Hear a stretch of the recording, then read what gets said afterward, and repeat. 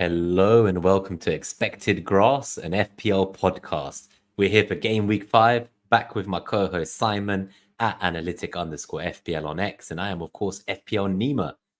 Good to be back with you, Simon.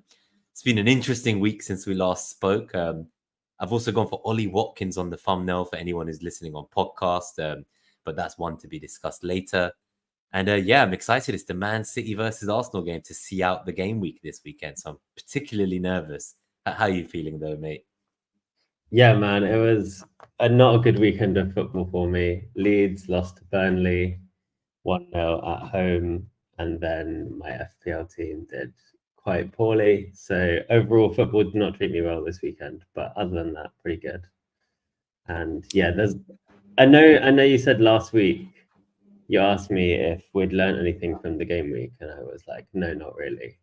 I think this game week is one where stuff's happened that like causes us to think about our transfer plans.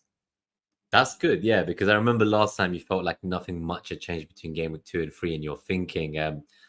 I know you've been rolling the dice against big old Erling Haaland, and at his current rate, he could score 100 goals in a season. So surely it's not sustainable. But regardless of that, what are your kind of game week feelings? Like, how did it go for you? Because I think we both had a particularly mediocre week. Obviously, I was quite fortunate in that I think if you captain Haaland, even the red arrow, like it wasn't that bad. But you're still above me by about 1 million rank. I think I still got like a big red arrow from 2 to 3 million. I think you probably went from 1 to 2 million or something, right? Yeah, about that. I won just inside 1 to like 2.1 million. Okay, let's get this up.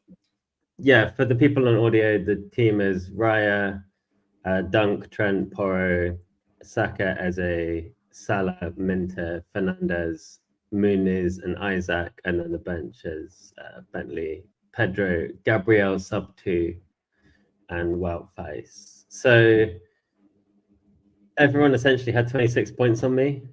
22 points on me from Haaland over Salah, captain, if you just had the other one. And I didn't really have enough to make it up elsewhere in the team this week, to be honest. I got 9 from Raya, which was pretty nice. Saka got an assist and some bonus. Fernandez got an assist. Nobody in my team scored a goal this week at all. Is that what 11, basically 11 blanks? Apart from Gabriel, who was stuck on the bench, Oh. which is just funny, man. And as I don't really have any regrets about the decision of the benching order with Muniz and Gabriel because I didn't. Maybe I missed something, but I didn't see anything to suggest that Muniz this was going to be the week that he got dropped. There was always some risk in his term, in his minutes in the medium term. Like I'm not denying that, but we didn't have a leak or anything, as far as I know. And so, yeah, no real regrets about the decision, but it does make it doubly annoying that this is the week that Muniz got dropped that he comes on. Because if I'd known that Muniz was going to get a sub appearance, I would have put Gabriel ahead of him. But obviously, I had no way of knowing. So that's that, and it's a bad week. It's like 8.1 mil game week rank, but bad weeks happen. And well, yeah, 8.1 mil. Yeah, mine's like 6.9 mil. So they're both pretty trash. I think I only got 6 points more than you with Haaland caps. I don't know what I was doing either. Okay, well, let's have a look at yours then. Like, what were you doing, man? Yeah, let me have a quick look. I'll share 46 means you got 20 points from the rest of your team. I'm trying to think. So I actually fluked a return off the bench. So I'm not going to say it was anything skill related. But obviously, when João Pedro didn't come on, I had Smith Rowe first on the bench. And I took those 7 points. And without those, I'd currently be behind you for the game week. So it's a big difference. Let me put mine up real quick. So yeah, so this is where I was at for the podcast listeners. I obviously did my 2 free transfers, right? So I did the Isaac and Saka move to Salah and João Pedro, and I did that on like the 1st and 3rd of September, respectively. So like that didn't go well. No, it didn't. But the way I kind of console myself in that was that had I not done that, I wouldn't have got the 7 points from Smith Rowe. So when I kind of combined that with the 2 points from Salah, I was like, okay, that's 9 points. Saka got 7 points. Isaac got 1. It's the same shit. Obviously, I'm 2 transfers down, but as I mentioned, I'm really going for price because of my team value last season was something that I felt I could have improved. Maybe it's the wrong play, but I've kind of pigeonholed myself into probably a game week 6 wild card, I would suggest, because I don't have the transfers. I now have Muniz to deal with as well, potentially as a problem. Jota, let's see how many minutes he plays tonight. Diaz has got a rest. Thank God Darwin's been a bit crap on the slot, so maybe Jota's got another game in him. But bit by bit, the pieces are falling apart, I would suggest. Rogers played a lot of minutes tonight himself. There's just a lot of worries for me in this team going forwards. I agree with you on that. I feel a bit the same way. I think, yeah, in terms of evaluating a move, it's if we're going to include the auto sub, yeah, fair enough. That's quite fun. Why not? That's what I mean. Without the auto sub, it's a total disaster. but you're not just 2 transfers down. You also have Salah in for 5 already, which is something that people want in general. And so he's like my captain now, right? Now, obviously, yeah, that could go wrong. Like, a lot of what people are happened to getting you? into Haaland and stuff like that for Salah this week, even before a wild card in 6. And so, yeah, I don't think the move was bad. Like I said, like it's annoying how it turned out for you though. You know what? It was really common. It was a really common move. It was more common than I expected when I chatted to you on Tuesday. Yeah, so I said that I made fun about how I like chasing the players whose EOs are going up and selling the ones whose EOs are going down and all that stuff. It's kind of how I play. I don't really have too many high EO players against me. So I would have assumed that like my team would be very template. But again, like when I went to live FPL, I'll just quickly show you. I was surprised because I think last week we were talking about the number of clones we had, right? Yeah. I had 0 clones in the I had 0 this week as well. Yeah, so what's going on? Like, I'm making moves that supposedly millions of people are making each week, and yet my 11 is slightly different. I don't get it. Like, is it Gordon? Is it Henderson? Is it these guys? Konsa is another wanker. I have to double check that that's accurate because like us both getting 0 is a little strange. I think it's just a combination though, right? So like where maybe we're different, right? If I look at my threats EO wise, like here they are. Like obviously I'm missing like 38% Palmer. I don't have any Arsenal defense. I don't have Eze. Isaac is obviously being sold. So I don't know. Maybe that's what it is. Like I've just got like a Gordon instead of an Isaac. I've got a Muniz. But a million is a lot though. What, 1 million managers? Yeah, like for there to be 0 exactly the same in a million, you have to be like really quite unlikely, right? I guess what can I pick a different sample? Yeah, but that would just be the EOs rather than the clones. Yeah, no, fair enough. Clones is only a mil, I think. Yeah. Well, what about so I guess if we go to the bus team then. So as you mentioned, like these players are now in place. So has this week, what have you learned from this week? I'm gonna ask you this question. What have you learned? Actually, let me stop sharing my screen for now. Let's just see what we learned from this week. I've learned that people are quick to get rid of players. So like I'm seeing a lot of negativity about Rogers, and again tonight, when like the entire Villa front line and entire midfield four behind him all have some kind of attack and return apart from him. But he looks great, of course. But I think Palmer last year like has given people false expectations of what to want from such a cheap asset. I don't know if you feel that way, because he's not someone I'm looking to sell. Like people are talking about selling him as a transfer, and it seems a bit odd to me personally. Yeah, I agree. I don't think he's someone I'd look to sell. Villa's fixtures are pretty nice in the next like. They have Wolves at home, Ipswich away. Like okay, like maybe you could say then you get to Man United home, Fulham away, Bournemouth home, but it's still 3 home fixtures in the next 5. Honest. And then I'm a little bit more skeptical of Rodgers than the review projections, but I still think he's a good value asset for 5 mil or 5 point. Like he was like my I guess to put it in perspective, he was meant to be like my 8th attacker instead of a Winks. Yeah, he's that good. was the idea. I wouldn't be selling him personally. But this is what I mean. Like, what are they expecting him to be like the 4th mid you play every week or something? I guess in that scenario, maybe you want more, but equally, they're saying sell him. In like your 4th mid is 5 mil, and so you're getting the juice elsewhere, right? That's the point. Yeah, maybe then you have double premiums, or you have Trent as well, right? Yeah, he's still got to return like a 5 mil mid. whether he's your fourth or your fifth or your eighth attacker or your like sixth. But do you feel just him as an asset? Because you set your squad up differently.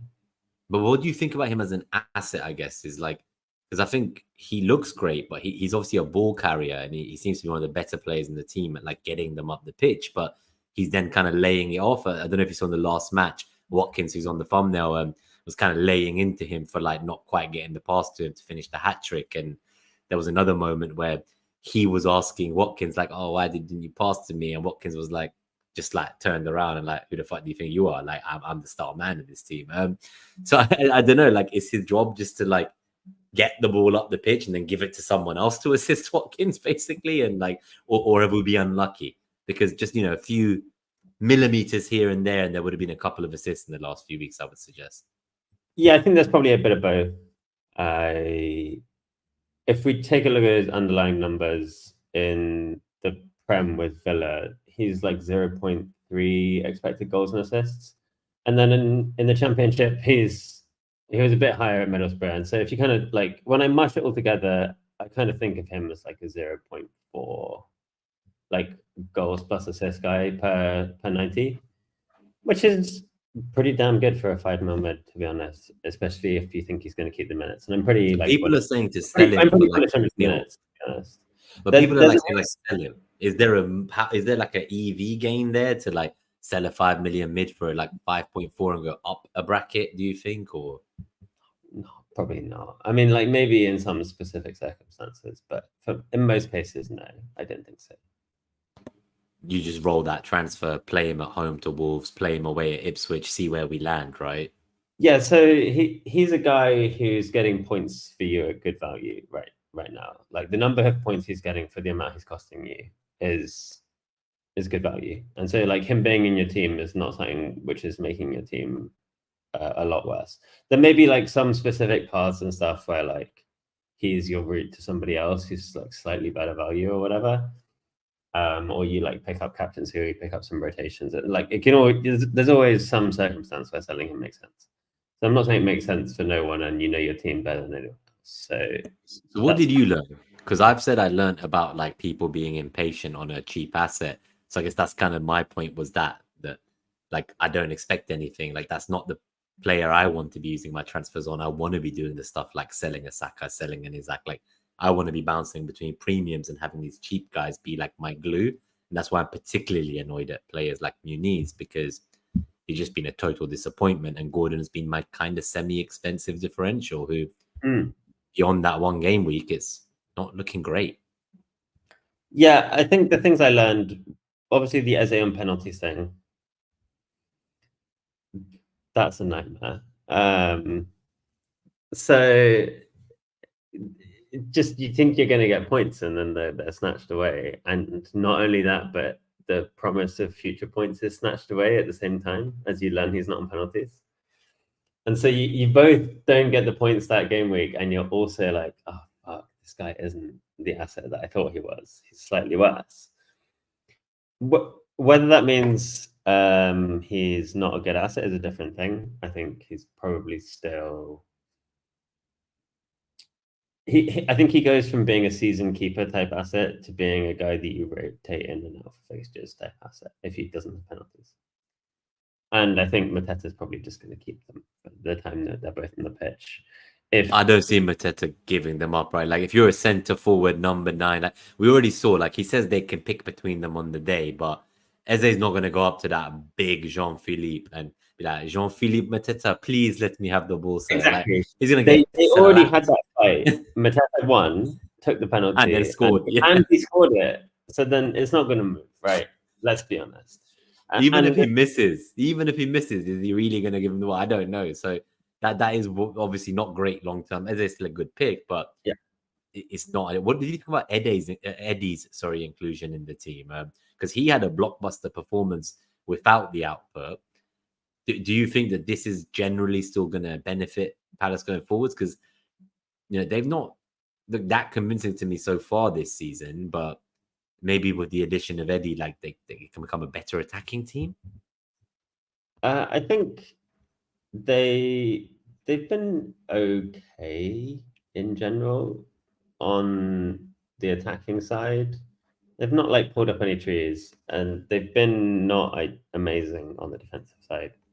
Yeah, that's the part that I'm bitter about. I think this Henderson, at least he concedes so early in every game that like I never need to worry about like being let down later and my hopes being shattered.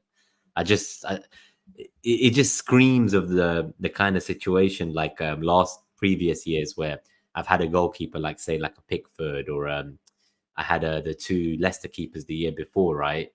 And I feel Yeah, like they blank for the first 8, I wild card them out, and then they go on this run, and it's just super frustrating.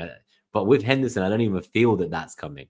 I feel like even if I sell him, like that good run, that clean sheet, it's just not coming. Like I don't know, something about them just like they've set up in this like I guess is it a 3-5-2, and like they need like someone good to play in that center back position to like help distribute. And I don't think they have that anymore. yeah. You mean after Anderson went to Fulham?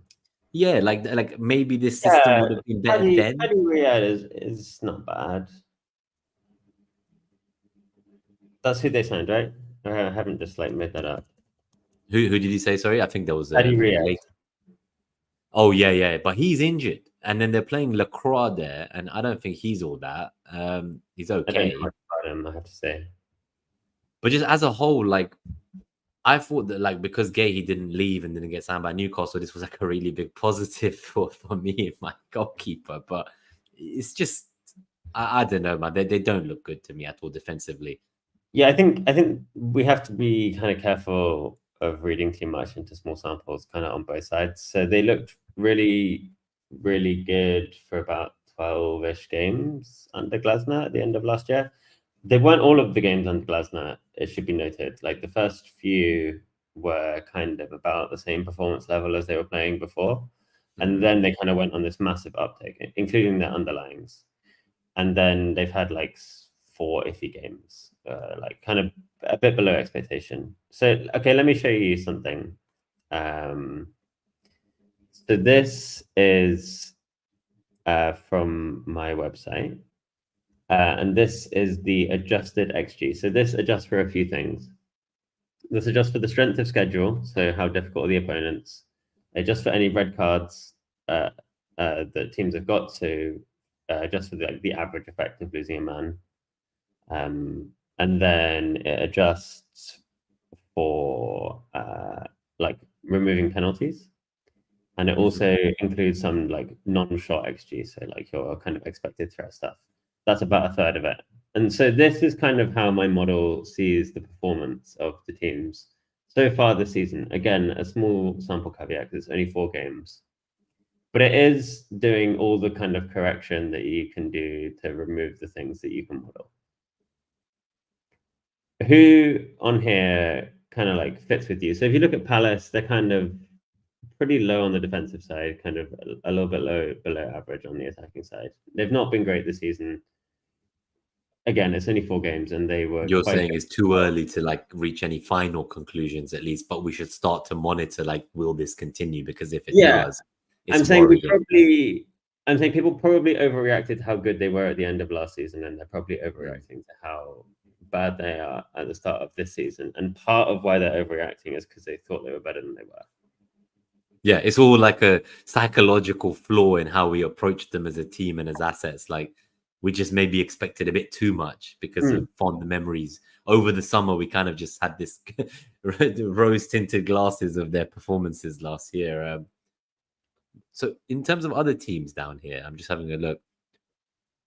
Yeah, Newcastle as well defensively. They're down there with some of the other kind of promoted teams. There's one Yeah, I'm interested in. There's Brentford because there's a potential 4 million defender there, and he's starting again tonight. Is it Vandenberg? And yeah. he could be Signed from interesting. Liverpool in the summer, right? Yeah, For so a he could be huge interesting. fee for a backup guy. I know he's had some loans at like a fairly decent level, but Liverpool did. They got some good value out of that, I think. He's the kind of like when I look at say the 4 millions, you look at like the likes of Ipswich there or Leicester, right, with Wout Weiss and like the Ipswich boys, Greaves. I'm looking at these assets and I'm like, you know what? you could do worse than a 4 million Brentford defender. Like, obviously, it's not as good as all the teams that are in the XG against for. They're like in the higher quadrant, but yeah, I think the question that I have, and it's part of the reason I didn't go. Well, I never went for this draft anyway. But if I was gonna go for like a Flecken goalkeeper draft, I wouldn't have gone for the second Brentford keeper as my 4.0 because there's a chance I would have wanted to outfield Brentford guys. At the time, it could have been Tony and Mbermo. Obviously, Tony left, but then you have like Wissa. If they didn't sign anyone, you have Thiago, the striker who's going to be back like second half of the season. You have Sharda, he's kind of interesting now. Wissa is also out, as well as Tony leaving, and so there's kind of always opportunities to want two other Brentford guys. And I think that's probably true for the 4.0 defender. Like their 4.5s and 4.4s could be good. Like Henry, when he gets back, if he stays injury free for a while, he's probably the pick. I guess it depends on whether you're pre and post wildcard as well. If you're pre wildcard, you know you're just gonna chuck it all away, and then you could fix it later, right? If it all goes wrong. Exactly. You're going to change all these fringe players anyway on your wild card, and so don't worry about it. Whereas if you're because I'm obviously on Barco, so I'm in the market for like another 4 million defender when I do wild card in a few weeks. So I'm just eyeing this up, seeing if your model's teaching me anything. But someone else on here actually that I think he's a bit of a walking card magnet, but in all the other fantasy games I've been playing, he's been hoovering up points for his defensive actions, which I know you don't get points for in FPL, but. So Mosquera of Wolves, he's another 4 million, and they're actually at the top end of this adjusted XG against. Doing a lot better than the other teams.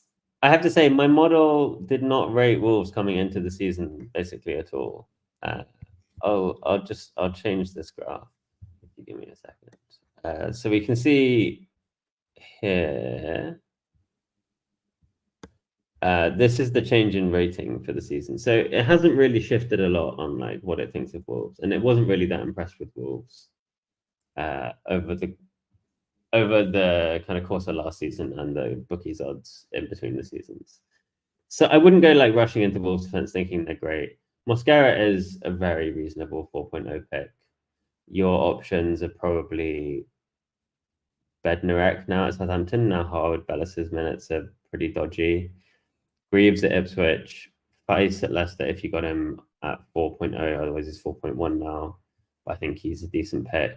And then Mosquera at Wolves, looks to have the place at 4.0. At this range, I'm kind of shopping for minutes more than anything else, to be honest. Yeah, that's what I mean. It's almost like you want to be sure because you're never looking to start this player, right? Like it's kind of like how kind of Smith Rowe came on for me when João Pedro was a shock exclusion from the squad. This is if like my third defender is a shock exclusion from the squad. And for whatever reason, then my fourth defender, who's ahead of them on the bench, is also not in the squad. So it's kind of like a lot of cards need to fall for this player to be used. And if, God forbid, that's the week they don't start. So the minutes are the most important for this slot. The minutes are really useful. I mean, there's possibility for like the odd rotation. I remember I was looking at Gameweek 4 wild cards in a bit of detail just for, Alice McKeever, who was in last week's chat. I was helping out with this wildcard and like chatting on the Discord about it. And I saw essentially with the popular defense you picked there, we had like a Villa, a Brighton, and then you had Robertson and Porro, and then you picked a 4.0, and then you basically need to use someone like week 11 or 10. And so you get the odd rotation from the 4.0s. They're not completely dead assets. Basically, no one is a complete dead asset unless they're not playing. And therefore, but like mostly, like you say, it's just minutes. You want them to not be a guy who drops out of the team and then everyone sells and they drop in price. And you want them to be available for any subs that you need and maybe the odd rotation. So just get like the nailed guy you can is my 4.0 advice. I've just rejoined the recording file. It seems to have had the same issue as last week where it just disappeared and says that like it's an empty page. So I've tried to rejoin, but we'll see how that one goes. What are your thoughts? So we talked about 4 million defenders, cheap enablers in midfield. Let's talk about some big hitters. We talked about like last week a little bit about your kind of model and how that's changed. So what you've learned in terms of going into the season and then your model's slight adjustments since. what are your thoughts about this game week in particular? Maybe captaincy as well. Obviously, you do have Salah, so I can only assume you're going to captain him. He's my bus team captain. I had put Watkins on as just a talking point. He was seen with an ice pack on his ankle after he was subbed off in the 60th minute today. So that is one to monitor. But I know many people were looking at like Watkins as the outside captaincy shout. Some even talking about Haaland, right? So I've put a poll in the chat. If you're watching in YouTube, vote if you're captaining one of the three I just mentioned or someone else. Put it in the comments if they're not included in the poll. But yeah, so what are your thoughts in terms of like, let's say Watkins is fit. Where does he rank for you based on what we've seen and learned from Liverpool as well? Because obviously the first 3 games under Slot looked like everyone was talking about, you know, like this is unreal, like they're just so good. And then they came up against their first kind of true test, right?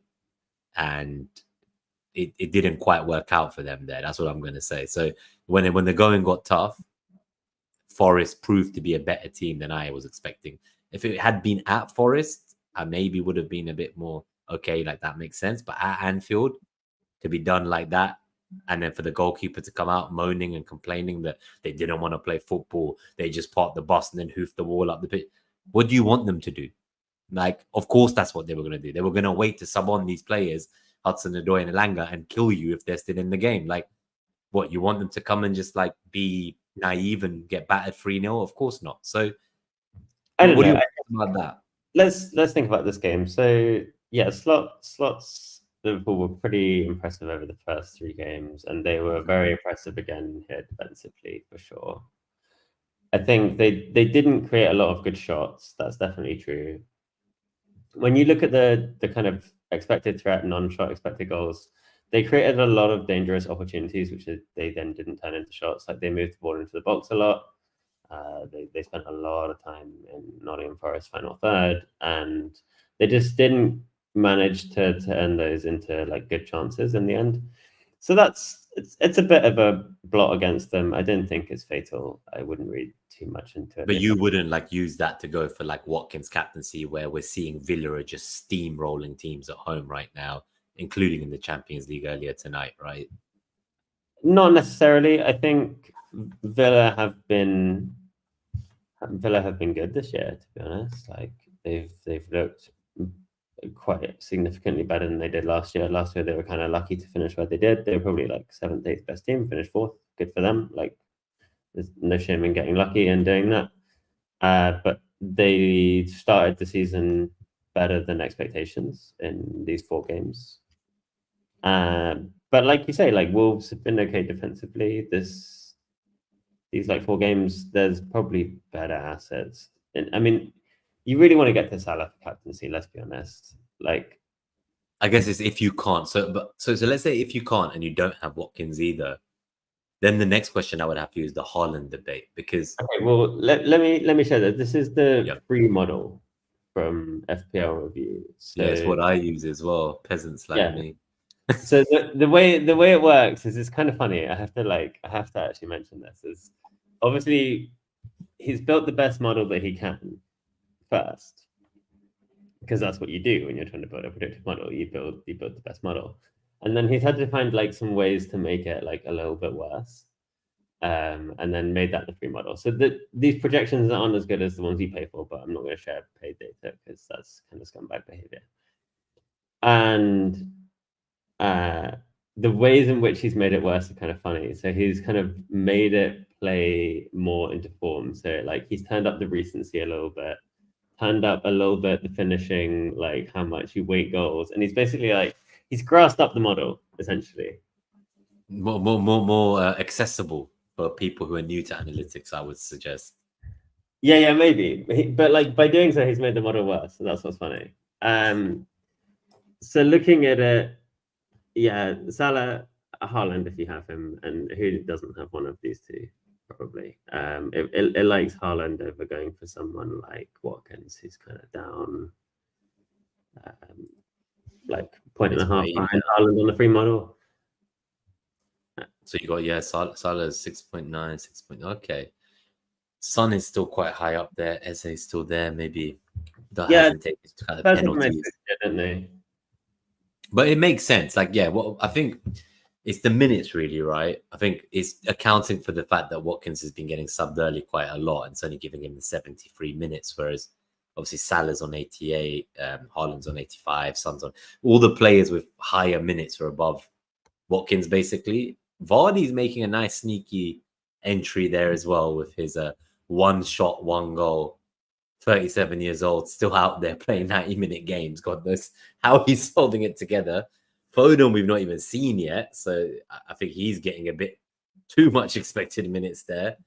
Yeah. I mean, like always bring your unexpected minutes, right?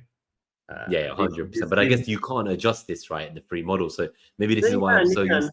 You can So still do it. like, Okay. yeah. So what minutes do you want to give? So Like, let's say let's say you felt that let's say you felt that Watkins was going to get the full 90. I'd be interested to know if that has much impact at all, or like what impact it has, if any. okay, why don't we put him equal to Salah, so like 88, Okay, because he's out of 95 as well. fine.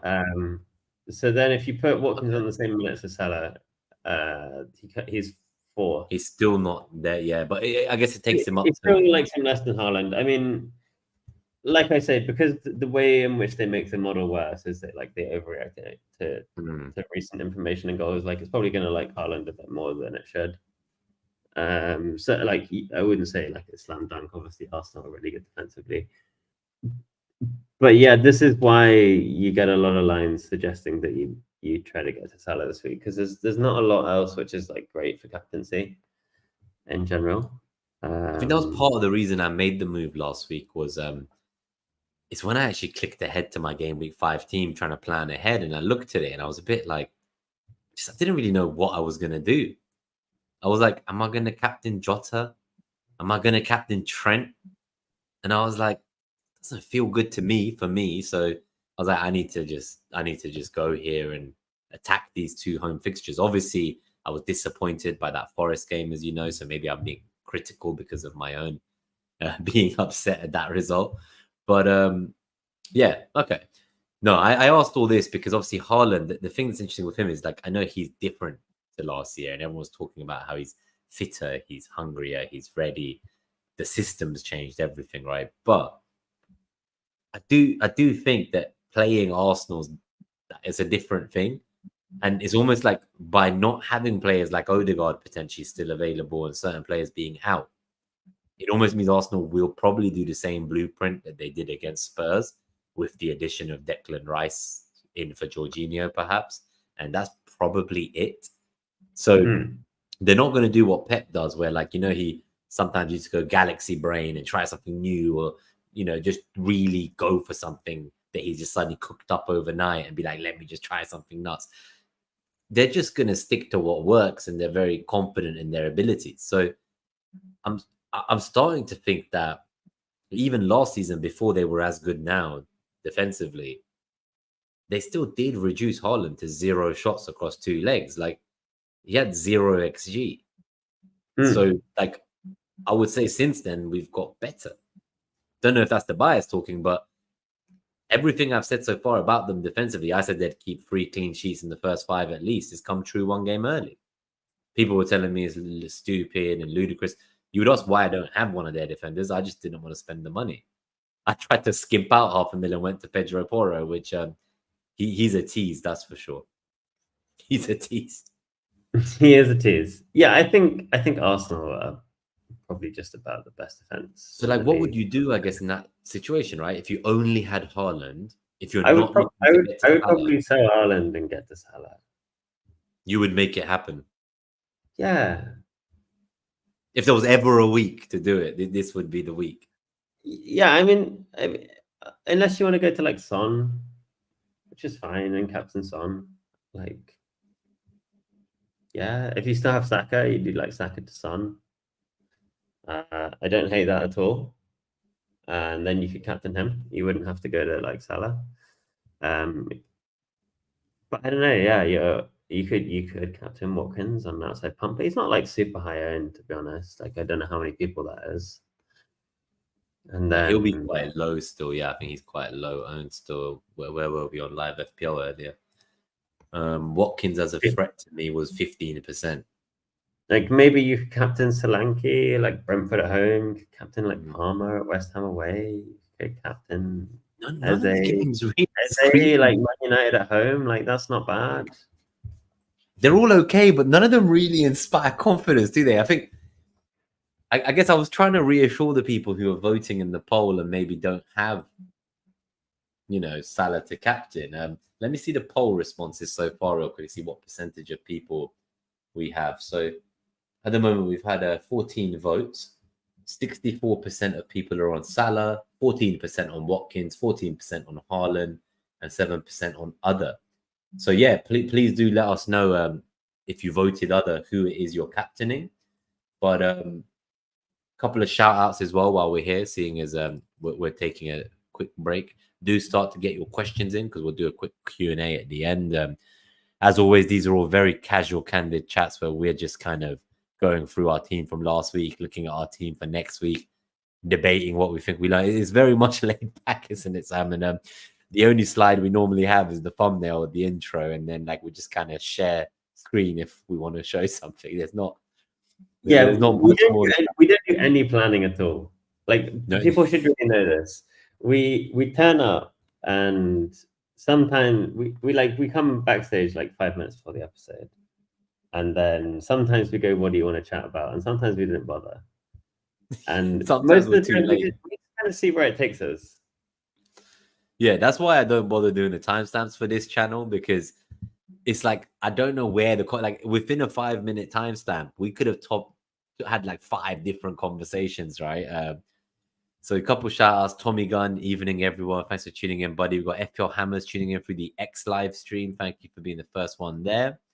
We've got Ruari McGlinchy. Hopefully I pronounced that right. Evening, guys. Thank you for tuning in. I think that's Rory. Rory. Oh, Rory. Yeah. Rory. Okay, that makes more sense. Let us know if we got that right. Colin Boogler, good to see you, buddy. You're pleased to know, Nima. I'm not looking at Raya as my wildcard keeper. I'd be very pleased to know. And Tiggy, thank you for tuning in, as always, calling in to say hi. Yep, I see you've been all juiced out. 2 hours, I would be tired too. Go and enjoy the second half of the Champions League games if you can. I hear some of them are on Prime, which is quite unusual. So anyone who's got Prime Video and not TNT Sports, this is a new thing. I don't remember seeing any UCL games on Prime. I'll probably also catch the second half of the Liverpool game myself once we end this stream. But yeah, good to see you, Tiggy, and hopefully we'll see you there tomorrow for the big show where I'm actually bringing on Hindu Monkey Simon. I've had to call him PJ in the video description just so that I don't get like a load of people coming and shouting for cultural appropriation and saying, who the fuck's this guy? He's not even Hindu. He's not even Indian. So I know he's got like a tweet where he explains where the name comes from and stuff, but we thought that was a bit long. So let's just like, I tagged him on Twitter as a guest, but I was like, I don't want to get into it with after the comments I got on, maybe it's a good segue. After the comments I got last week on this stream and the following stream I did on the Wednesday, and I tweeted them out, and I remember you were laughing when you saw them, right? I thought, let me not invite more people on. Turns out, by the way, one of the 2 messages I got, the person actually deleted it and DM'd me, and turns out they follow me, and I didn't know who they were, like their username on YouTube and who their X account was. They sent an apology. They said they didn't mean anything by it really, and that it was actually targeted at Nick Triggerlips. So I was like, okay, and then we kind of like spoke about it, and they were like, I've learned a lesson too about how like a throwaway comment might actually. I was like, look, like I'm a small channel, like I read every comment, I respond to everyone, I try to engage for everybody. So yeah, like the first comment was fine, but it was the fact that then on the next, I'm like, I've done 2 shows in 2 days, and both times someone's come in and trolled. So I think at that point I was like, okay, like this is not normal. So yeah, on that topic, before we talk about game week 4 more for the final 20 minutes, I know you said you wanted to bring up on the stream the comment from last week on the episode. I didn't mute them from the channel. So if you're watching now, I've forgotten their handle. If you're watching now and you're back, thank you for watching. But I don't even know like if it was a backhanded compliment or like, is that the best way of putting it? Yeah, so this was the one that said the simpleness of your mind is so wholesome. That was the one. That was the one. I don't know. I think whoever the commenter is, they're a modern day Shakespeare. It's beautiful. It was very well said. That's why I didn't. So unlike other times when I've seen trolls and people say block and mute, I would hide users from the YouTube channel if I thought they're just abusive. But I felt they were a bit of a wordsmith. So I wasn't particularly offended. But it was the fact that the following day, then someone came on my next video, was like, easiest dislike of my life. And I was Yeah, like, I think it that was, was brutal, isn't it? yeah, that was the one where I got the DM apology and it was deleted by the person.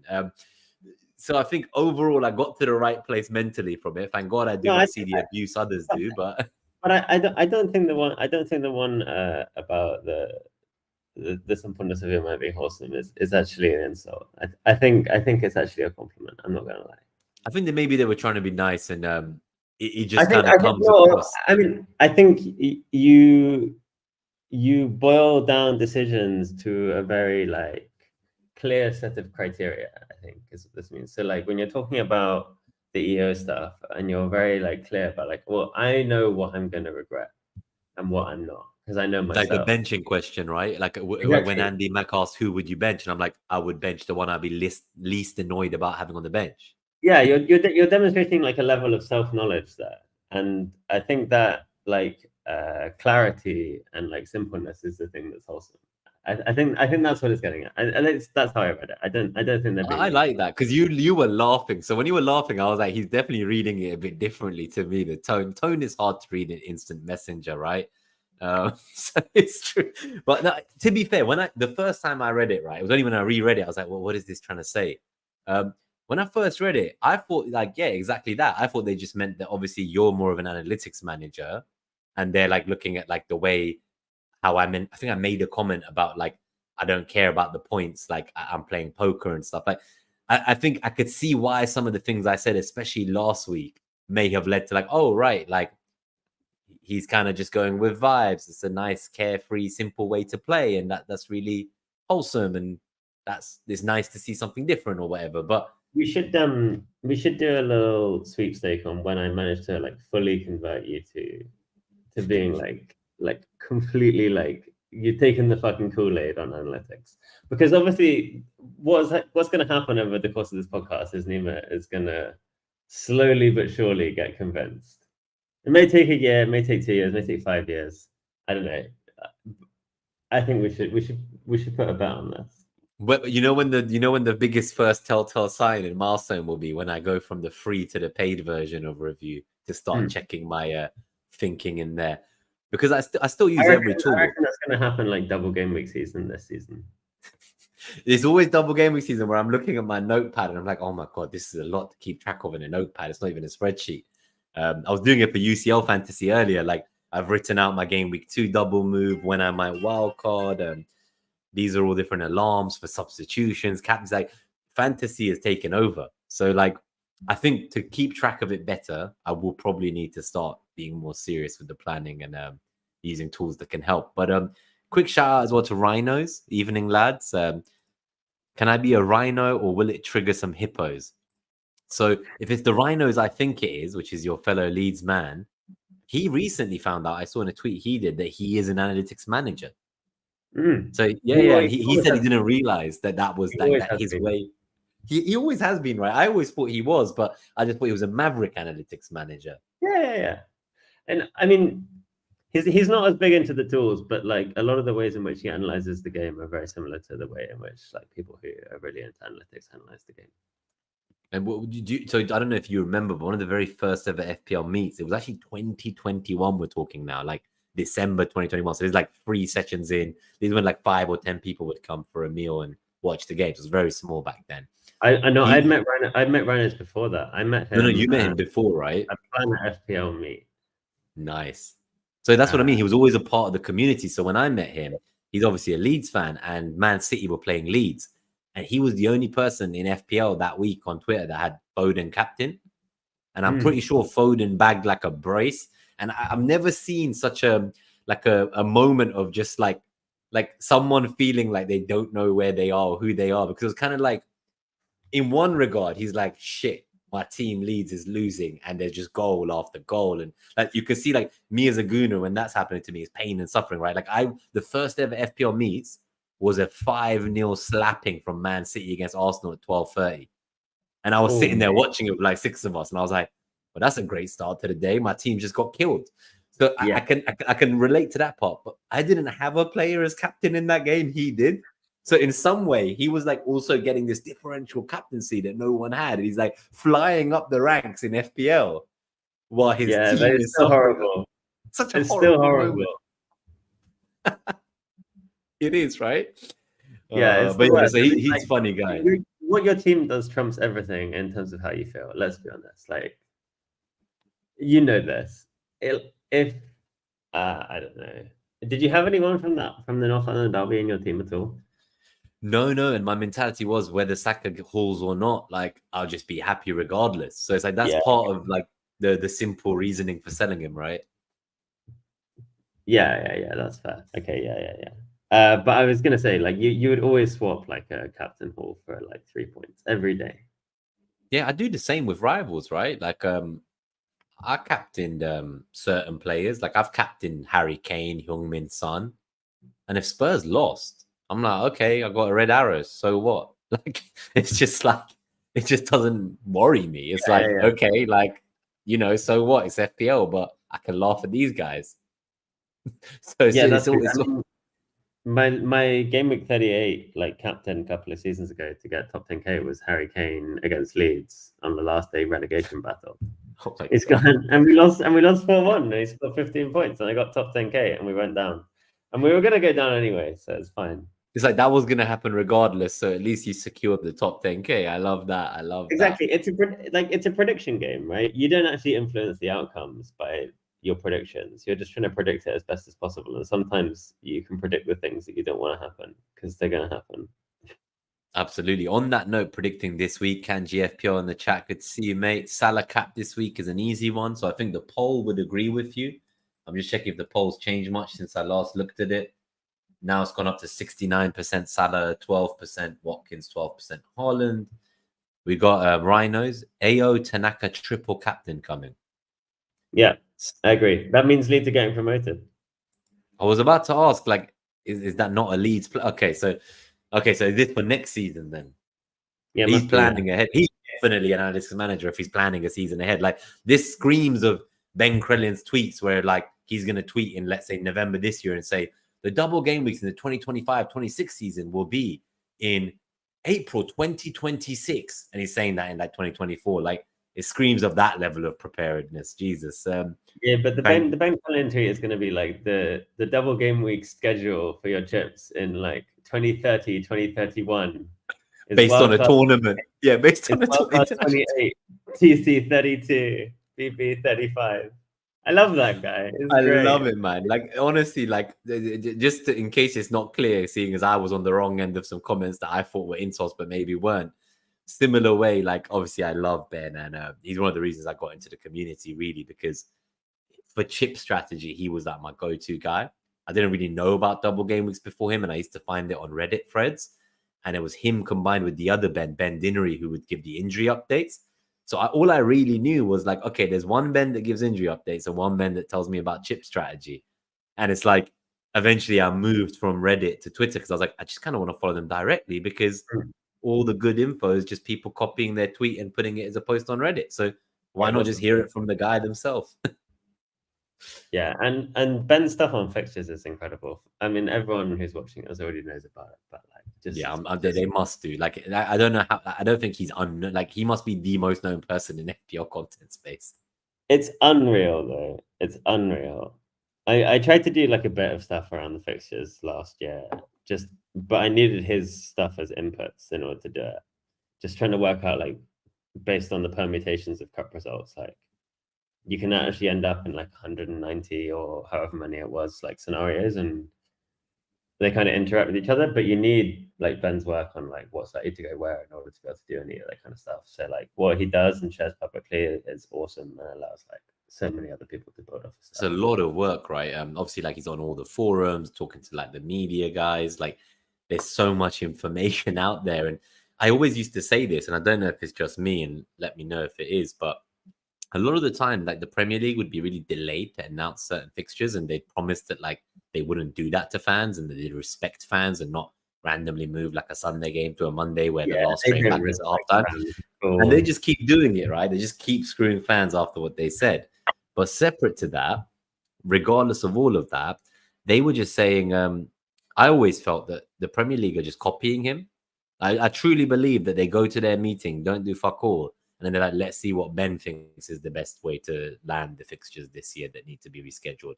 And then they basically just copy him and don't give him credit. And that's why it's always so late. Am I like tinfoil hat here? Or like, if they don't copy him, then they maybe fucking should, because I think they're incompetent. I guess that's what I'm getting at here. I That's think how good I am. the argument against is that they haven't copied him when they should have. Yeah, when the times when it was most obvious and they didn't, and you're like, just why? Like, why did you not do this? Why did you make this mistake? Like, they didn't do it early enough. There's definitely someone reading it, like no doubt, because there's going to be someone in the office that plays FPL seriously, right? Just one person, and they're going to know who Ben Crellin is, and they're going to be like, "Oh, this is fucking useful. We should pass this on." So, like, I have no doubt someone's reading his stuff about scheduling in the PL. Like, At this stage, they must be. He's reached that scale. oh yeah, definitely. Whether like how much they take that into account, I don't know, but like they definitely have that info, and I think they definitely learned from some of his criticisms. Because if you like, there was one where they ended up getting lucky on the scheduling. I can't remember who it was, and then the next season they put like a Manchester United double in quite early to avoid needing to get lucky. That potential situation. And like Krellin was the one tweeting about that because he's the one that understands it and nobody else does. And the fact that they then sorted it the next season, I'm like, yeah, okay, they're reading his tweets. That's what I mean. They're definitely, if they're not acting on it in the season, they're learning from it for the following season at least. Quick shout out as well to Louis Bonilla. Congrats, mate. I didn't realize, but Louis has actually won the FPL Juice Content Creator Fund. So it's the second one they've done. They've been splitting their membership money and giving half of the revenue each month to other up and coming FPL content creators. So well done, Louis. Congratulations, and I'll definitely be checking that out. It's a really nice gesture. I don't think I can think of any other. I'm just trying to think. I don't think I've ever heard of any FPL content creator giving away their revenue to support more content creators. No, that's sick, man. I really like that. That's what the community is about, man. That's so cool.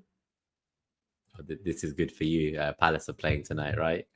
Eze says, Eze golden assist, peak FPL from Rhinos. Yeah, I mean, Eze's gonna get returns. Like, he's a good player. Garnacho brace, brace, Rashford goal, Anthony goal. Liverpool 2-1 up now after going 1-0 down to Milan. Konate and Van Dijk goals.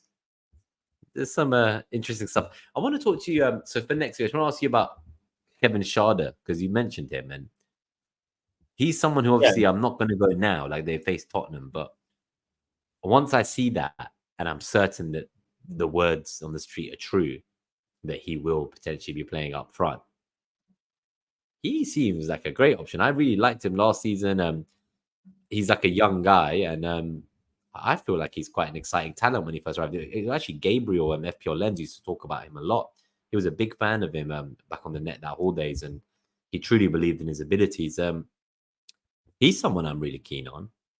Do you think that it's just worth going the extra mile for Mbeumo and paying the extra, or is Schade, if we do see that the minutes are there, he's obviously started tonight, he should hopefully play against Tottenham, then you would kind of assume that with Wissa out for 2 months, like he could be a really fancy enabler if you can't get to Mbeumo or if you want to double up for some reason. Yeah, I think if I could, I'd try to get to Mbeumo first. I think he's probably the number one asset to have from Brentford. I think his underlying kind of expectation is better than Schade's, even if Schade is playing up front and he has penalties. It's probably worth the extra money.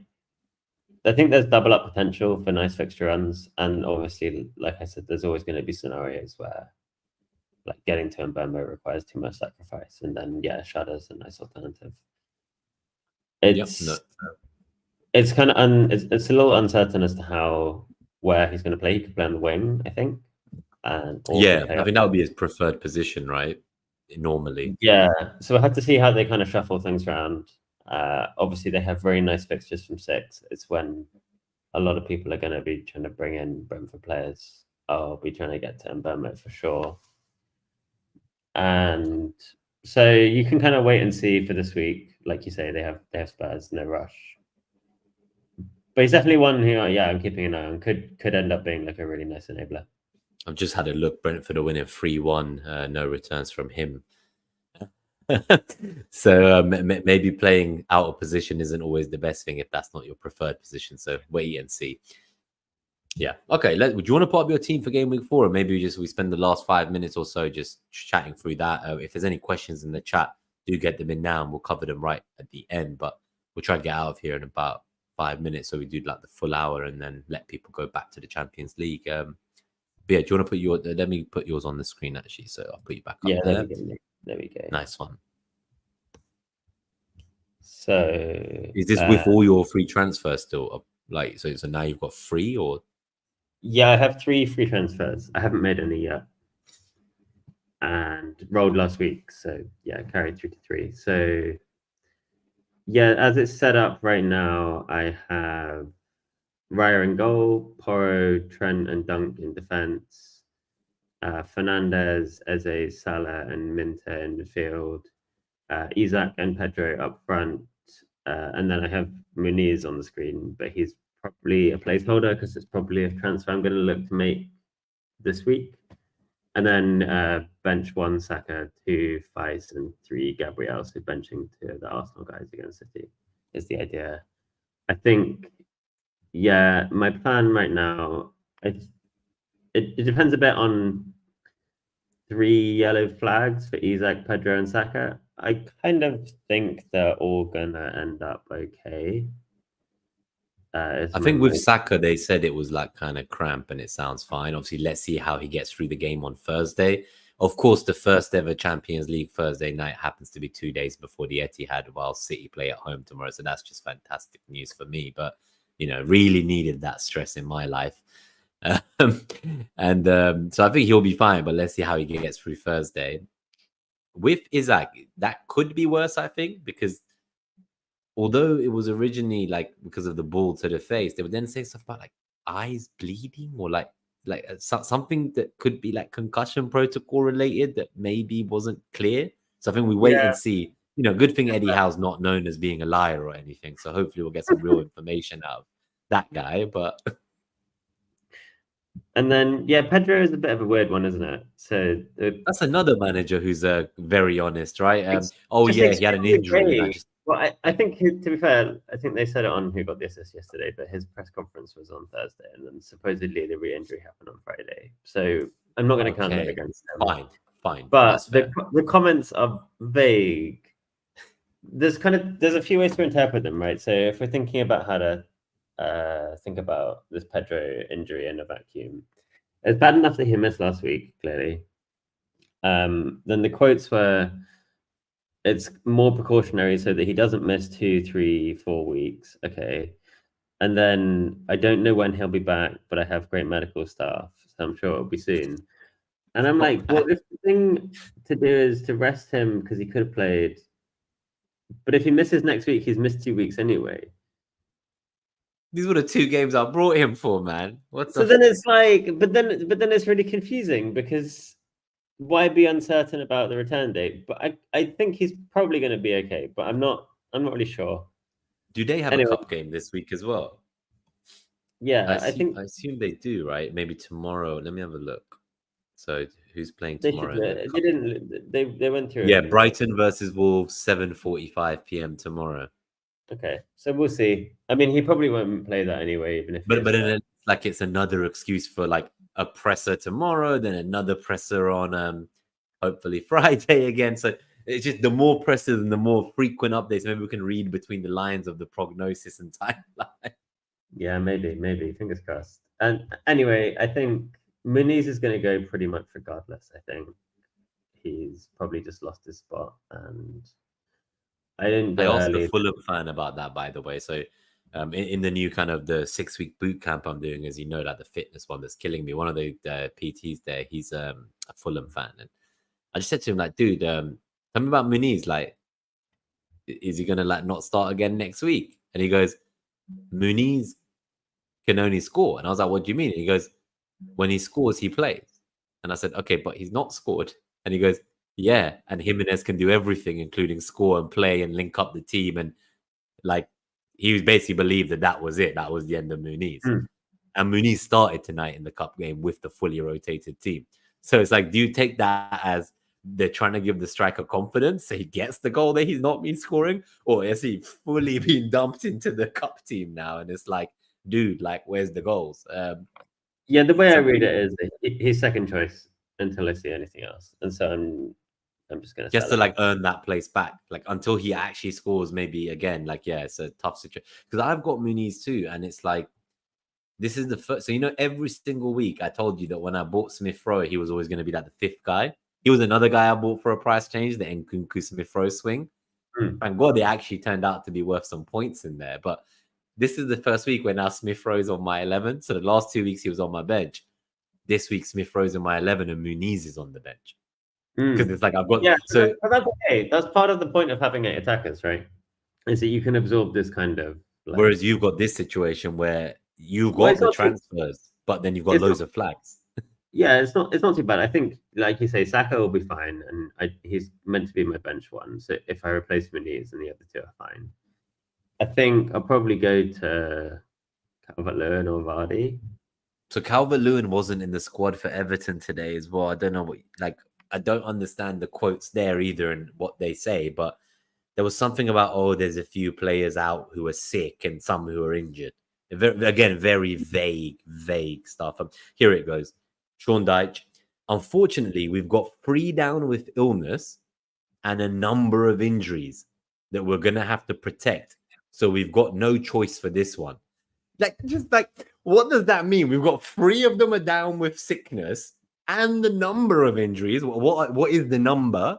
Which ones are sick? Which ones are fucking injured, right? That's such a non-update. What the fuck?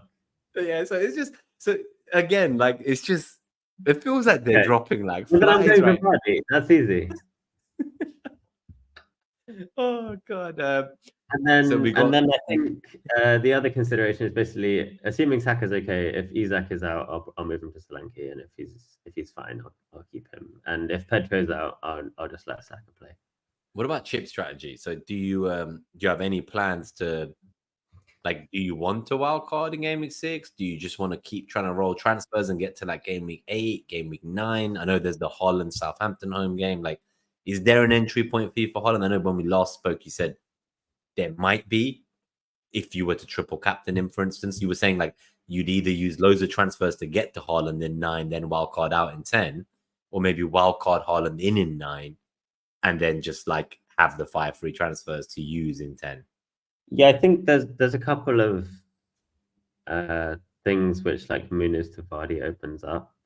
So because it frees up, like it'll be 0.3 in the end because Vardy raised him in price last night. It frees up Mbemo to Eze in 1 move in 6.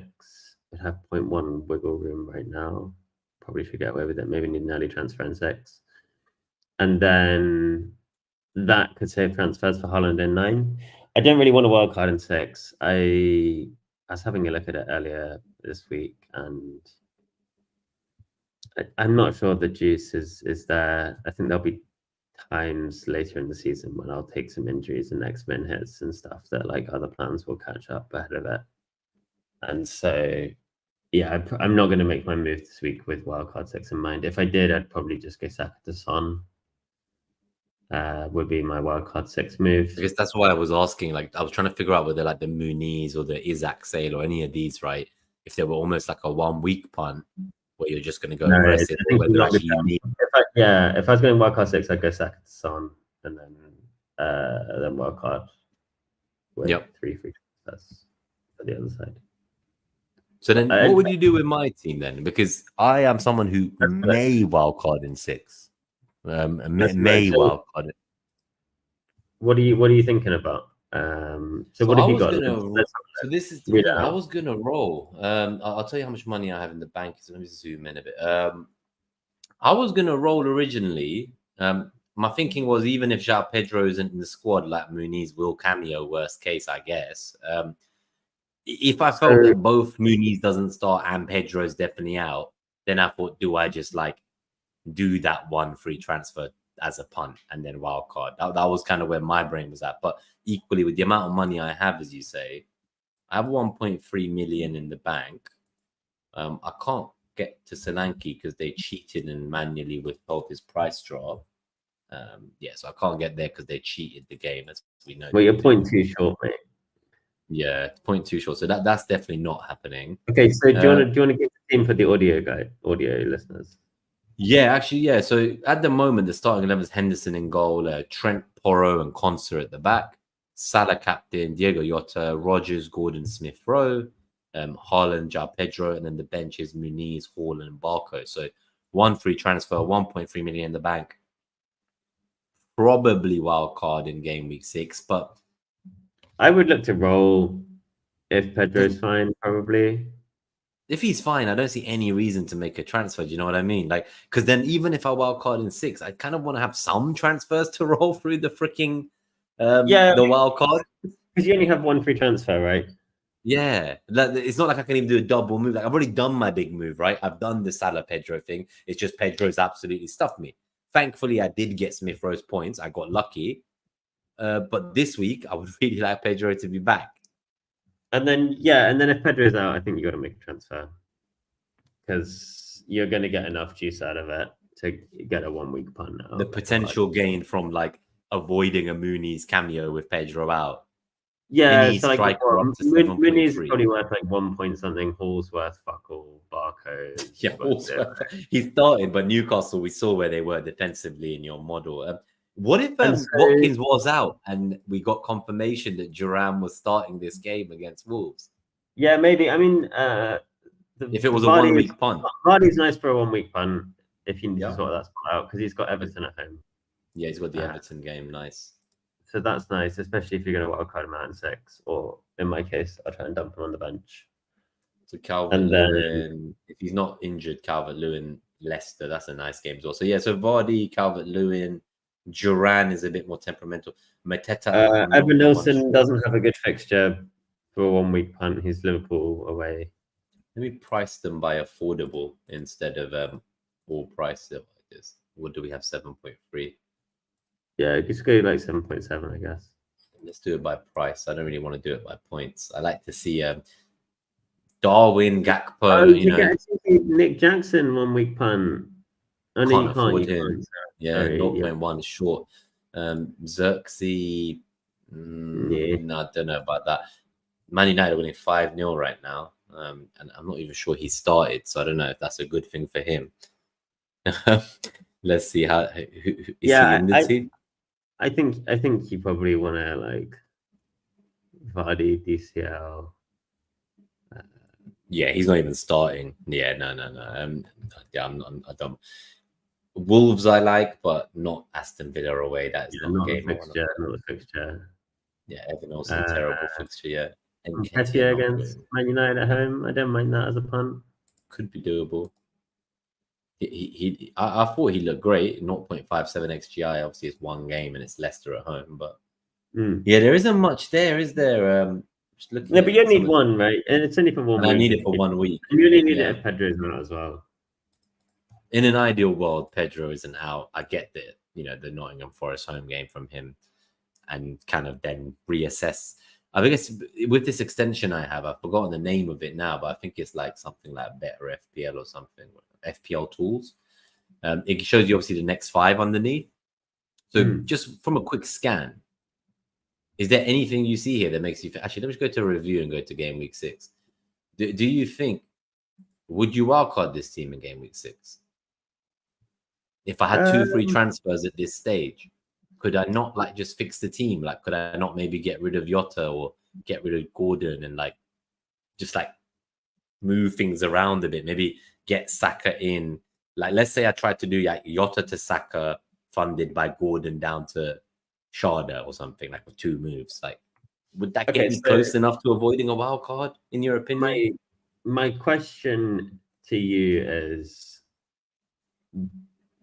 what do you want to achieve with your wildcard. So do you have a particular other time in mind that you are looking at, or do you just want to hold it for like when shit happens, or It's just to get Arsenal players in, but I do also potentially. I never really wildcard early. It's never been my thing. Like I always you do can it quite definitely get late. 2 Arsenal players in with your 2 free transfers, but you're carrying like a few bits of damage here.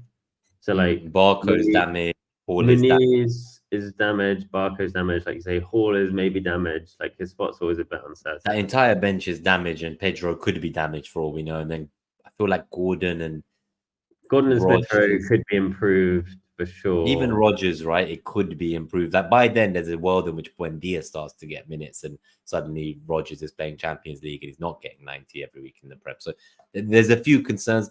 Porro, I really like as an asset, but I just like I know he gets like the attacking numbers, but it's just Spurs are shocking. Like these guys have lost 7 of their last 11 Premier League games. Like it's just shocking stuff. Like I just like for the extra $500,000 to have an Arsenal defender, it feels like a no-brainer to me. Yeah, they're not necessarily either or.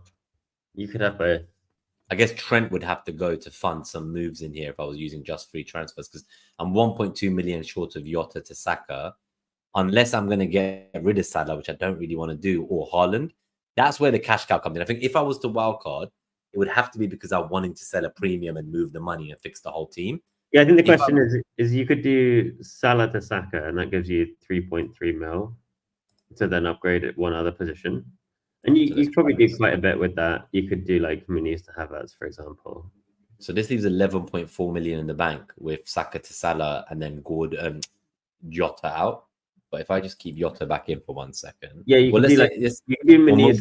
You could do Muniz to Havertz, or you could do like Barco to Gabriel, or like. So what's it? 3.9 million in the bank. Okay, so so Muniz to Havertz. You could fix a fire and get another Arsenal player at the same time if you did. Could also get Palmer if I really wanted. Maybe can I afford that? For Jota, yeah. Not even for Jota, for Gordon. For Gordon, I'm so done with him.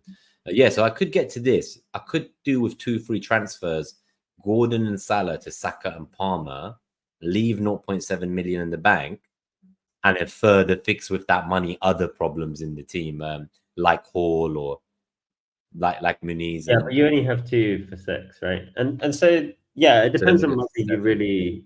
Also, do you like? What's your kind of vibes on this? Do you like having your wild card in hand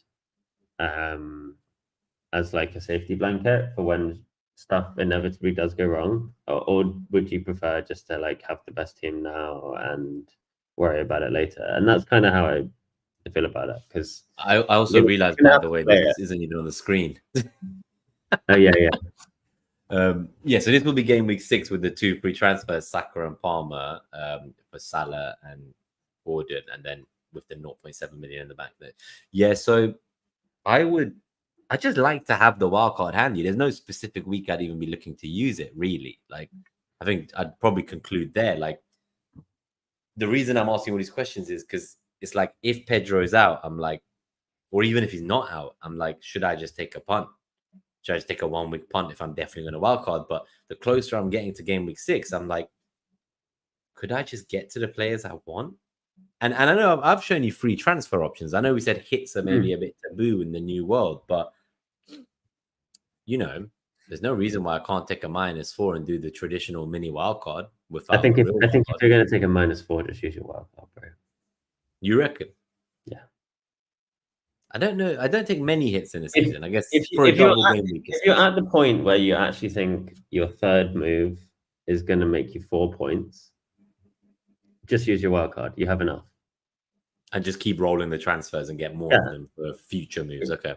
Exactly. Because, if your third move is worth 4 points, then your first 2 moves are worth more than 4 points. So you're on at least over 12 points. Your fourth and fifth move probably going to be worth something. You're going to get to like above a decent wildcard threshold. So just use your wildcard. Yeah.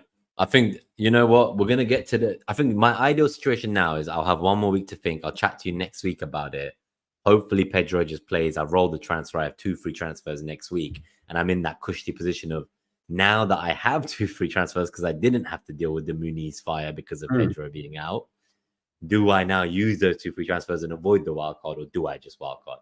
I think that's where I want to get to. If I, however, do have to sell Muniz this week, I think it's a definite wild card 6 at that stage, because whoever I'm buying again is like, it's just another kind of like a plaster over the problem of the team that is slowly imploding. Kind of, yeah. I like fixing Mini with the transfer is also one of those things which enables you to go long. It's the kind of move that you have to make if you want to go long as well. But it's just the players I can buy aren't the ones I want. You see what I mean? Like if Calvert-Lewin was out, it's like he would be the guy I'd get with the fixtures Everton had. Like, I know a lot of people laughing about like those fixtures aren't great for Everton and all this, and people are saying obviously he's now scored, they want him, but there's nothing wrong with a cheap asset. A cheap assets are cheap, right? Like, you just get them and play them and pray you catch one haul somewhere in there. There's no other strikers. Yeah, Vardy's good as well, as you mentioned, but yeah, like, but there's not a lot in general, even if you wildcard. Like, I think but I would go down to 4.5. So yeah, that's what I would do. That is also possible. You could also do that. Not if Pedro plays, I guess, and there's no point doing it this week if you don't. Yeah, that's what I mean. So like, if I could do, say, like that's where the -4 thinking was coming. Like, what if I did, like, let's say in game week 6, what if I did like Muniz down to 4.5 to free up 1.5 million? I then have 0.7, so that's 2.2 million. That gets me from 7.5 Gordon to 9.7. So it's getting me close to Saka in 2 moves. But that's in 2 moves, right? Oh, I could get to them. But never, hang on. Gets you De Bruyne in 7. Ooh. So then if you use 2 free transfers in 6, you don't need the -4, but if you save the money, Jota to De Bruyne in 7 for the City run. I feel like Jota was always someone I knew I'd have to move on at some point. And it just doesn't seem to have happened because Darwin's been atrocious. Yeah. Well, I mean, he's not really played that much, to be honest. But that's what I mean. It's like, it seems that like the new system just, when he played on, I think it was the above average boys were saying, like, when he played on the Klopp, like, even if he was on for 5 minutes, it looked like he had 6 big chances. Like, I watched him at the Emirates. The guy was a phenom. Like, it was scary to watch him the way he did stuff. Now he's just standing there and like looking around, like, oh shit, like I'm never gonna get a shot again. It's like something's just different in this. I don't know if maybe that's why he's not playing. I think I'm gonna wait and see. I don't think. Oh, we have good news. Jota subbed in the 68th minute for Darwin, who has since not scored or done anything to claim a starting 11 place in game week 5 at least. So then we go another week with Jota. We go one more week. Yeah, man. I mean, when he gets minutes, he's good. Obviously, the early subs are a risk. It's not my kind of pick game week 1 just because of minutes risk. But if you can keep rolling it, it's great. So Darwin's only played for 3 minutes. There's a lot of threat when he's on the pitch, always. I'm going to go watch Darwin now. Diaz and Darwin both subbed on in the 68th minute for Gakpo and Jota. Jota didn't do much himself. He had 2 shots, 1 on target, 1 off target. 0.48 XG, not bad for 2 shots. Let me see. One of them was 0.26, one of them was 0.21. 2 decent shots close to the penalty taking area. Not bad. Okay. Yeah, it's fine. I mean, it's okay. It's okay. It's a game. It's one game. It's Champions League. They were losing 1-0. You know, they got a couple goals from defenders. I imagine they were set pieces, and then Gakpo assisted Szoboszlai, and then everyone else got subbed off. It's like as soon as they secured the 3-1 return from 1-0 down, it's like, okay, sub off Jota, sub off these guys for the weekend. Yeah. That's good indication for his minutes. To be fair. Yeah, that is good indication for this week for sure. Let's take this question from Tiggy before we go. Comment. And Lewis as well is going to do Armstrong out for Calvert-Lewin. Already got Muniz as well. Tiggy Taylor, I have 3 free transfers and my team is on life support. I can't get to what I actually want, so free hit is an option. I think I saw you mention this in the Juice, just a live chat when I was commuting home. I didn't hear if they gave any advice on that, but I personally wouldn't. Obviously, like, if you really like your team and you think the problems are short term, so if we had news, let's say in certain presses that, okay, these players are all going to be fine by like maybe the following game week, after the free hit and you revert back to your team. There's nothing wrong with having an alternative chip strategy, I don't think at all.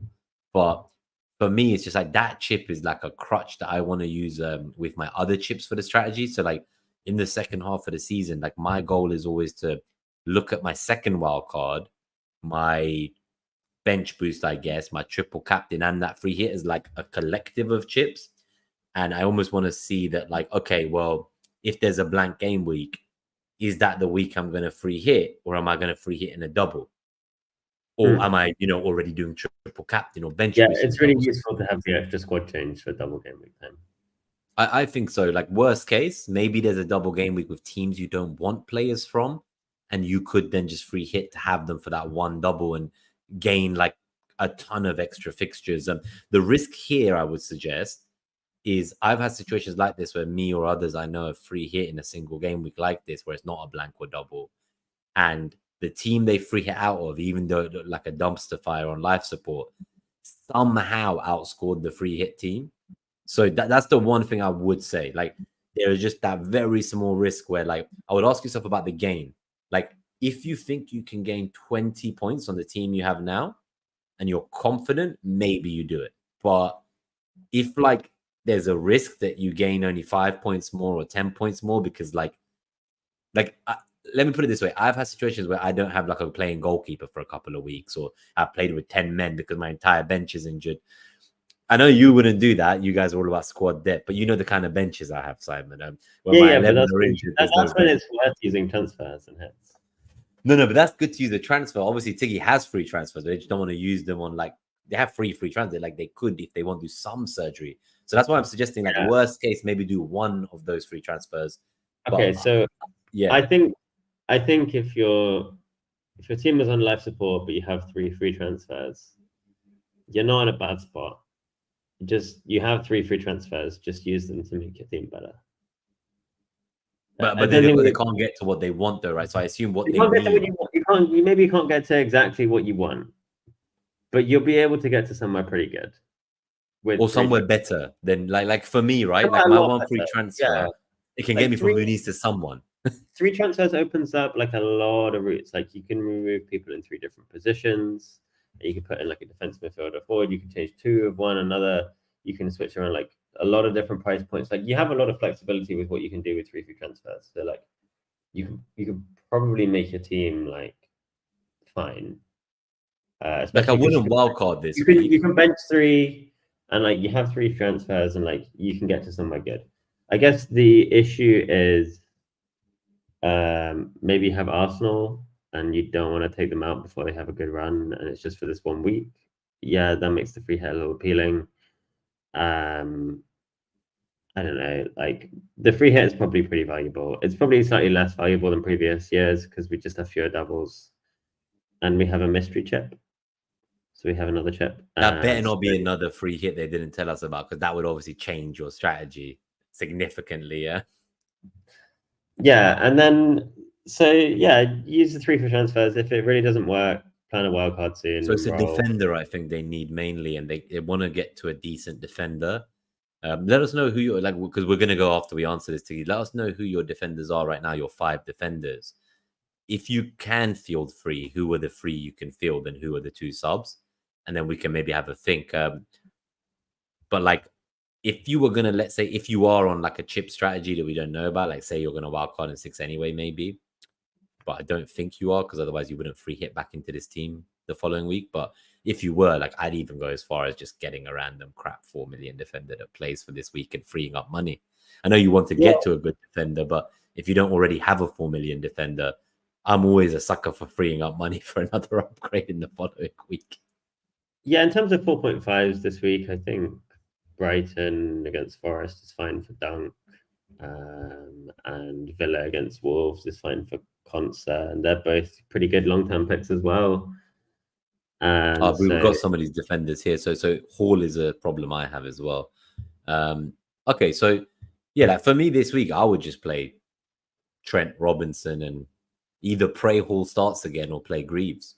I wouldn't or you can move on one of Hall and Zinchenko with your free transfers. I guess the issue is, I'm assuming because Hall dropped to 4.4, it's hard for you now to get But you have 3. That's what I mean. Yeah. You're not really that constrained. Like you only lose 0.1 and like. So would you maybe move 2 of these? So would you potentially sell, let's say, Haaland and Zinchenko together? Probably not. I probably get more juice out of like. It depends on. I don't know. Wait, the rest how of the much team. is Zinchenko? Because you could go down from 9 or Zinchenko, 4. right? He started at 5 and then he's gone down a level.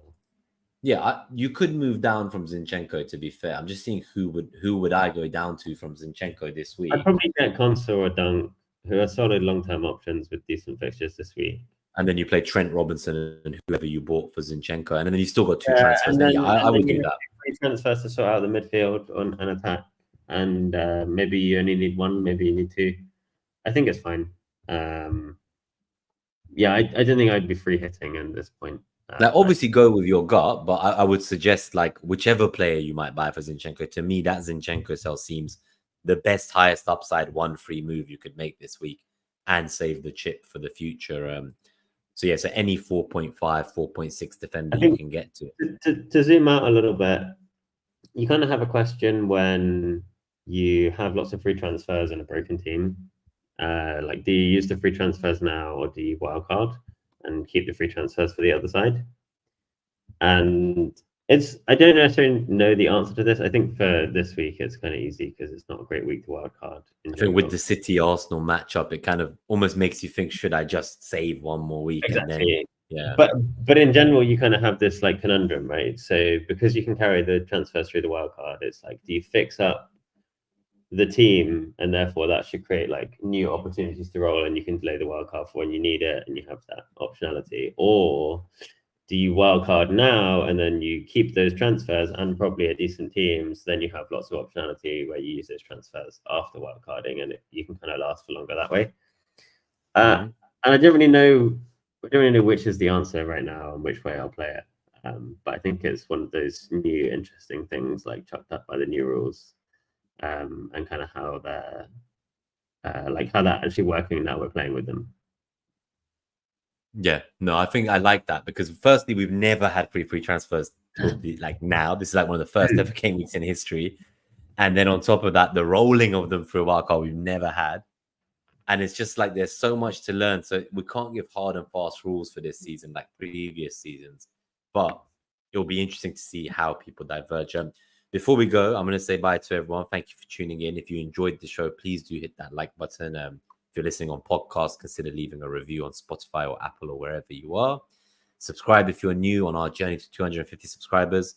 We'll be back every Tuesday talking through this stuff. There is a random Champions League game, I think, so I may need you to find another guest to have a analytics nerd out again when I'm not around. But beyond that, just a few final things. So Bayern Munich are winning their Champions League game 8-2 right now. Kane is on 4 goals. And if I'm reading this right, 3 of them are penalties. That's mad. Dynamo is aggro. Like, they are getting absolutely slaughtered. Like, I don't know what I'm even looking at. Like it was 7-2 when I was telling you the teams, and then it went up to 8-2. Equally, Man United are winning their cup game against Barnsley 7-0 as well. So there are some. I'm going to be watching some highlights on the way to the office tomorrow. But yeah, glad we could help a little bit, Tiggy. I think definitely try hold fire the nerves on the chips. I think there are huge potential gains for those chips for you later in the season. And you can stumble through now, worst case, just another week or so and see where you land. Thank you everyone for tuning in. It's great to see you as always, Simon. Hopefully we both have a better game week. I'm kind of waiting to get into 6-digit ranks. It's starting to feel a bit painful. I might have to pull out a graphic of where I was the last 3 years in this game week. I'm going to try to do what Ben Krellin does, where he maps the graph, the plots of like his last 9 years of every game week, what his OR was. And like, I might just have to do that for my own sanity to remind myself that even at 3-4 million now OR, you can easily still come back to my target, which is at top 100K or top 50K. Like, it's still very doable. It's still very condensed. So I'm going to stay up. Yeah, there. I mean, I think you'll be fine. With the good game weeks will come. There's no stress. They're coming, exactly. That's the one thing I will say. I generally don't get too panicky or force it. Like, no matter how bad it's going, I have pretty good confidence that in the end, enough people will make mistakes or worse decisions than me for me to rise up over time. Like, as long as I just don't miss deadlines and keep making the moves the way I like, I'll eventually get there to the promised land. Have a lovely evening, Simon, for the rest of your Yeah, night, and you too, I'll man. see you next week, bro. Yeah, I'll see you next week. Can't wait. Thank you, everyone, for tuning in. Cheers. We were Expected Grass, an FPL podcast. See you next time.